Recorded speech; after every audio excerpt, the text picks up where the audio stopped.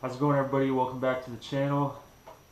Today is the day I finally put out the cranking tips video that I've been telling you guys about. If you followed along, I've been talking about possibly putting up a crankbait fishing tips, mainly out of a kayak. Kayak guys should benefit from this.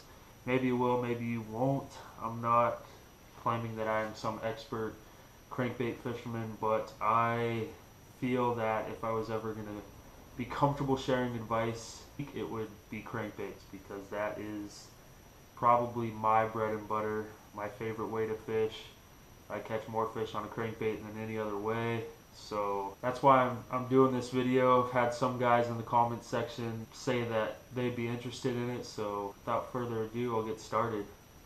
Actually, first, speaking of crankbaits, this came in the mail today from Kayak Bass Fishing.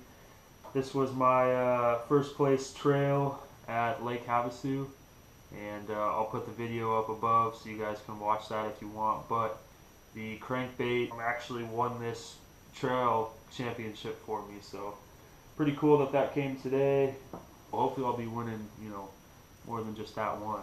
That'd be nice next year, but we'll see. So let's get started on crankbaits. I'm going to talk about a Squarebill shallow diving crankbaits first, and then we'll get into medium diving. I'll try to make this as entertaining as possible, hopefully not painful for you guys. To start off, cranking is probably the most efficient way to cover water and get bit, in my opinion.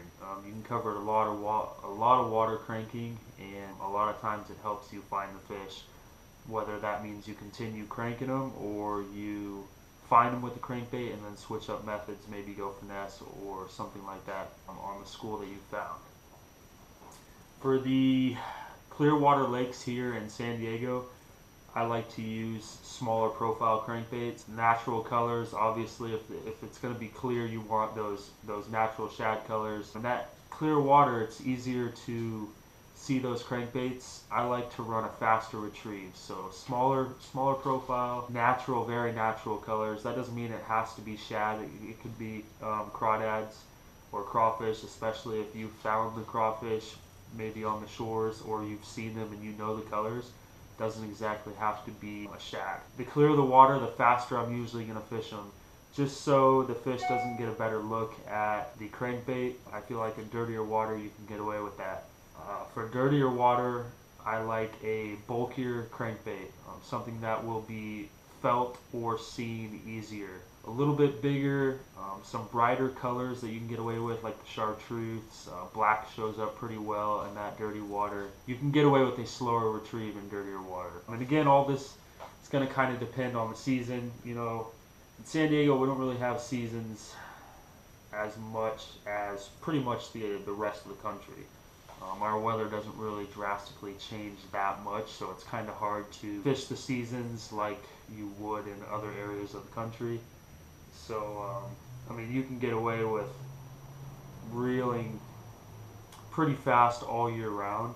I know in some other places in colder water, you're going to slow that retrieve down, but dirty water, I do like to slow my retrieve down. I like to have a bigger profile bait, louder as well. That's something I forgot to mention in that clear water. My order of sound from these baits in clear water will be silent first, just because you got to think about what everybody else is throwing in these reservoirs here in San Diego and these clear water lakes. 75% of the guys are throwing a crankbait with a rattle, so I try to get away from the rattle. And that would be my last option. The first option would be silent. It's just more realistic. In those clear water, they can see from far away, so you don't necessarily need the sound to get them. They're feeding by sight a lot of the time. Second would be the knocker. Not as common as the rattle, and it's a little bit different sound than the majority of what everybody else is throwing. So in that order for clear water would be silent, knocker, and then rattle. Now for the dirty water, I want as much noise and commotion that I can get, so I probably wouldn't be throwing a silent bait in clear water. And for baits, I'll get to baits. I'll show you guys some of the examples that I'm talking about later on in this video. Alright, so fishing a squarebill, that's pretty much what I'm talking about right now. You're going to look for cover, obviously. Squarebills are designed to deflect off cover, bounce into cover, and a lot of times that's what triggers the reaction bite from fish.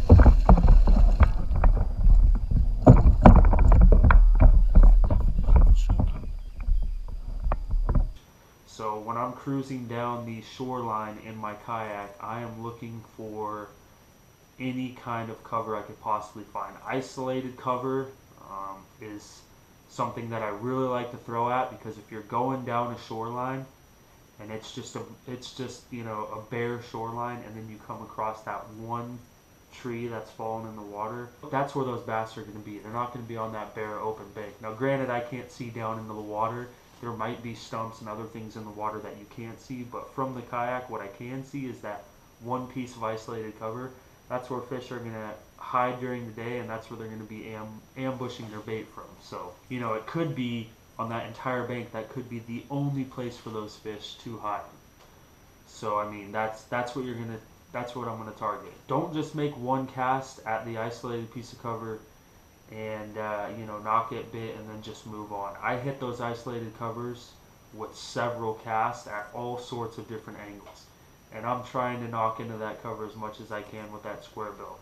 Now when you're knocking into that isolated cover, you want to change up your retrieve. So a lot of times when I hit it, you know, like a stump or a log, I'll kill it and I'll let that bait slam into it and kind of bounce up. A lot of times that's when it hits that log, it's going to get that fish's attention, and then that fish is going to look up and see that bait come up over that log and smash it. Now if that's not working throughout the day, and I've been doing that over and over and over again, I'm going to switch it up. You have to listen to what the fish are trying to tell you. So maybe the next time I hit cover, I'm actually going to speed it up, you know, to make it look like that fish has seen that bass and he's fleeing as fast as he can.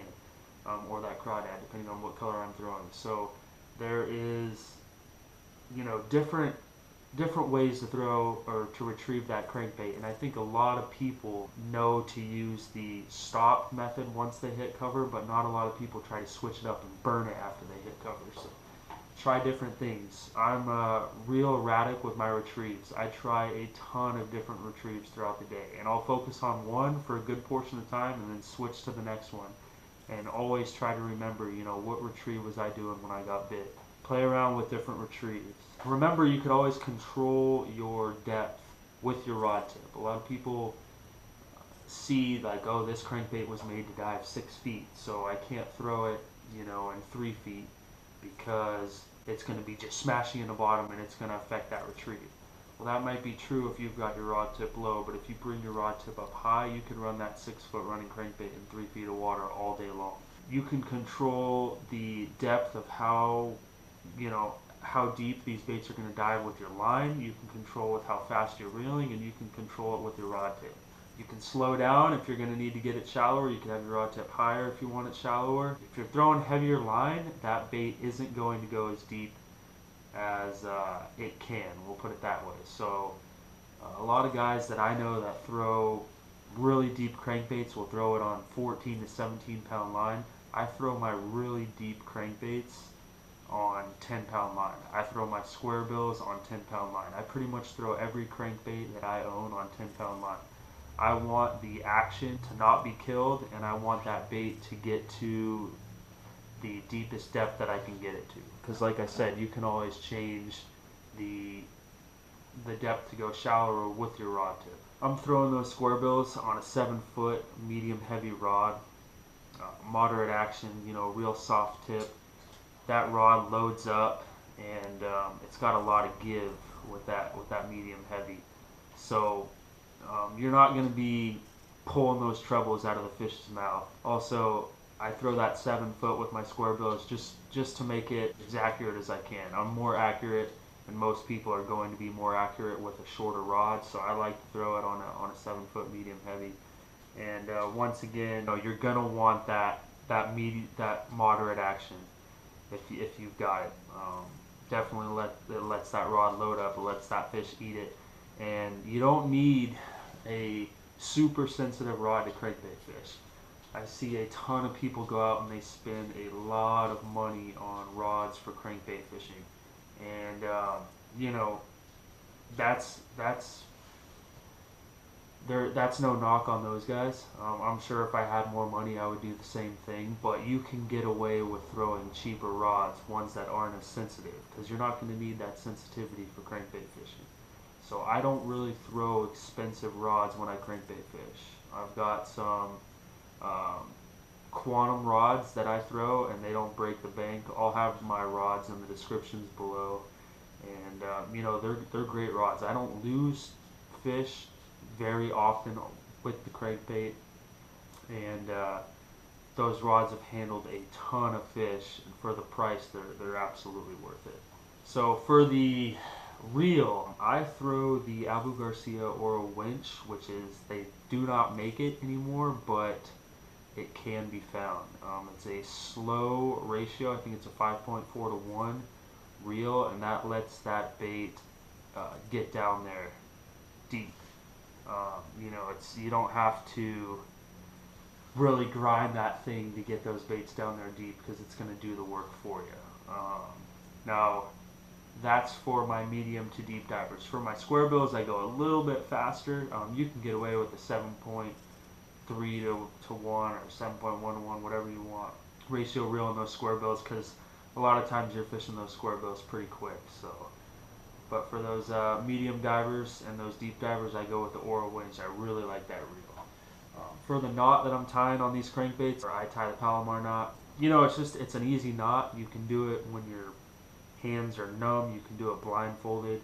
I don't lose fish with the Palomar knot. Now there are wrong ways to tie a Palomar knot that I see people do all the time, but that'll be possibly for another video. And I hear about people breaking and snapping their Palomar knots a lot. I can almost guarantee I know what you're doing, and that'll be for another time. But the Palomar knot has never failed me ever once on any of my baits that I've ever thrown with it. So I have a lot of confidence in it. I don't think it really matters what you tie, whatever knot you want, but I'm always going to throw the Palomar knot. For the hooks, I am a huge believer in the KVD Mustad hooks, the triple grips, the short shanks. That's just what I've thrown on all my crankbaits. I really seem to like those hooks. I've never bent them out. I've noticed that I've landed a lot more fish when I switch the hooks out on my crankbaits. No matter what crankbait it is, I always switch the hooks out to the KVD triple grip hooks. In my opinion, I think everybody should do that. I'm not saying you have to use those hooks, but usually the crankbaits that you guys are buying, they don't come with very good hooks, or you have to pay a little bit extra to get the good hooks, but I would pay the extra to get the good hooks. It could cost you, especially in a tournament. You know, if you're fun fishing, whatever, use cheap hooks, but in a tournament, switch your hooks out. Alright, getting back in the line, I throw all of my crankbaits with straight fluoro. I do not do a braid to fluoro connection. I do not throw mono, and I do not throw braid at all when I am throwing my crankbaits. One reason for that is here in San Diego, fluoro is usually the way to go, unless you're fishing top water, just because of how clear our reservoirs are. Also, fluoro sinks, mono does not, so I want my bait to get deep. Like I said, I'm only fishing 10 pounds, so I get those baits as deep as they could possibly run. I'm just a straight fluoro guy. I don't believe in throwing braid because you can get farther casts, or braid to fluoro because you can get farther casts, or braid to fluoro for that extra strength. I don't need any of that. I don't want, you know, my hook sets bending out hooks with braid. So a lot of guys run braid to fluoro on their crankbaits. You know, that's whatever. I'm just telling you guys what I like to do. I like to run straight fluoro on my crankbaits. I have thrown mono before. I used to be a mono believer in crankbaits a long time ago, but I switched to fluoro, and I do like fluoro better. It's just more expensive, but I have no problem with the fluoro. And again, I'll have the stuff in the description below that I use. There's one of the Squarebills that I really love to throw. That's the M9 Squarebill from Skirmish Baits. That is their bluegill color that they got. I'll put the color down in the description, but this is a perfect example of the Squarebill crankbait that I'm talking about. And you know, it's got that translucent body and the KBB triple grip hooks on there, but this is what I'm talking about when I say those clear body reservoirs. Silent. You know, it's got that translucent body, very realistic looking paint job of a bluegill, and I burn that baby pretty quick. So there's an example of the M9 Squarebill. That's going to wrap up video number 1. I actually made this video last night and it ended up going over 30 minutes total. After I edited it, cut some time down on some things, but I still think it needs to be a 2-part video. This is about the halfway point. In the next video I'll talk about the medium divers. But hope you guys enjoyed this video. Hope you're enjoying it so far, and I hope you guys tune in to the second video. After going through and editing, I know I've missed a few things that I wish I would have talked about. One of them real quick that I'll cover is use your net. I am notorious for not using my net and trying to boat flip these fish in. I've took a hook to the shin that dug past the barb. I'll put that video up top if you guys want to watch me do that. I was doing a 30-minute unedited video, and I've lost countless fish trying to boat flip because I just get lazy and think I can flip them right into the kayak. My last tournament I did that, and boat flipped, he came off, hit in the bow of the boat, and then bounced out. So I usually learn my lesson the hard way, and then the rest of the day I'll use the net.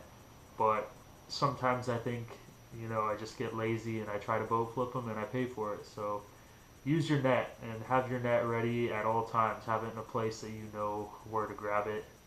You know, you can grab that thing blindfolded. But again, thank you guys for tuning in. I hope so far this has helped you, and I hope you guys stick around for the second video that will be coming out on Thursday.